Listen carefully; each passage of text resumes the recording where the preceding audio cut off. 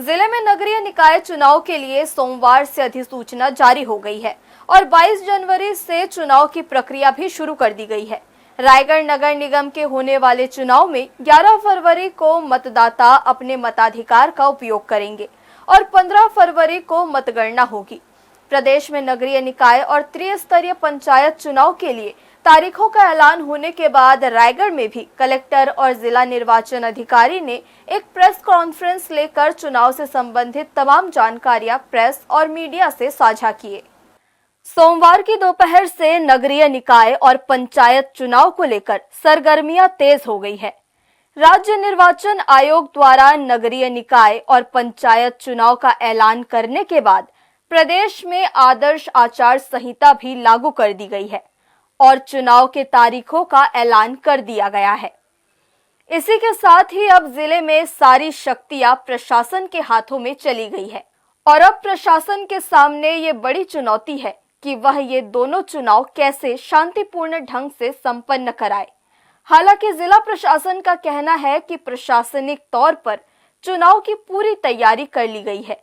आचार संहिता लागू होने के बाद कलेक्टोरेट के सभा कक्ष में जिला निर्वाचन अधिकारी कार्तिकेय गोयल ने प्रेस कॉन्फ्रेंस लेकर चुनाव से जुड़ी जानकारियां साझा की।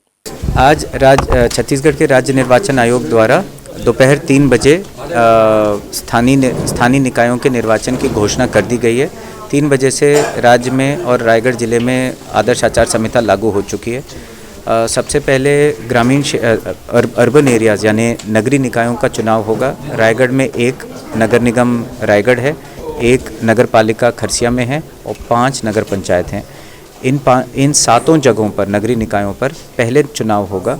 यह चुनाव नगरीय निकायों में 100% ईवीएम के माध्यम से होगा। आपके ज़िले रायगढ़ में पर्याप्त मात्रा में ईवीएम हैं, उन ईवीएम की चेकिंग हो चुकी है, अच्छी कंडीशंस में है और हमें किसी और ज़िले से ईवीएम की आवश्यकता नहीं है। हम लोग अपना नगरीय निकाय का चुनाव ईवीएम के माध्यम से करा देंगे।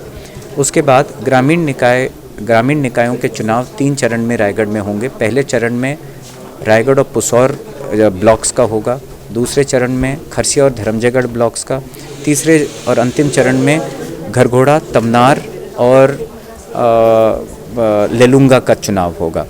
इस प्रकार हम अपना पूरा निर्वाचन राज्य निर्वाचन आयोग के निर्देश अनुसार पूर्ण कर लेंगे। आज से कोलाहल अधिनियम पूर्णतः लागू है। संपत्ति विरूपण यानी अगर आपको कहीं पे भी कोई बैनर पोस्टर लगाना है, किसी कोई प्रकार की जुलूस निकालनी है और किसी भी प्रकार का आपको अगर लाउड स्पीकर्स लगाने हैं तो आपको परमिशन एसडीएम से लिखित में लेना ही पड़ेगा।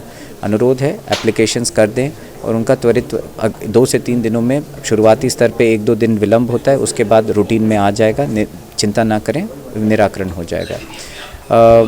मादक पदार्थों के पे ध्यान रखने के लिए टीम्स बना दी गई हैं और ज़िले की सीमाओं को सील तो किया जाना नहीं कहूँगा, परंतु ज़रूर उस पर नज़र रखी जाएगी और किसी भी प्रकार की अनवांटेड एक्टिविटीज़ पे नज़र रखी जाएगी। प्रतिबंधात्मक कार्रवाइयाँ और शस्त्र लाइसेंसों को भी जो निर्धारित मापदंड है उसके अनुरूप बुला के थानों में बुलवाए जाने की प्रक्रिया अगले 1 से 2 दिन में पूरी भी हो जाएगी। आचार संहिता के लागू होने से पहले जिले में मतदाता सूची के अंतिम प्रकाशन का काम भी पूरा कर लिया गया है, जिसके बारे में एसडीएम ने पूरी जानकारी दी।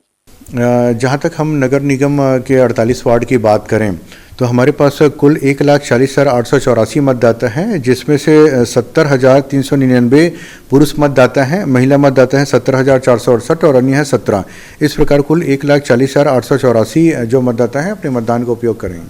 फिलहाल नगरीय निकाय और पंचायत चुनाव को लेकर एक साथ तारीखों का ऐलान होने के बाद राजनीतिक गलियारों में चुनावी माहौल गर्मा गया है। अब 22 जनवरी से नगरीय निकाय चुनाव के लिए नामांकन का दौर भी शुरू हो जाएगा।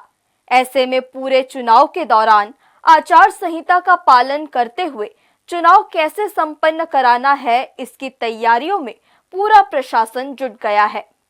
हर्ष न्यूज़ के लिए देवेश देवांगन की रिपोर्ट।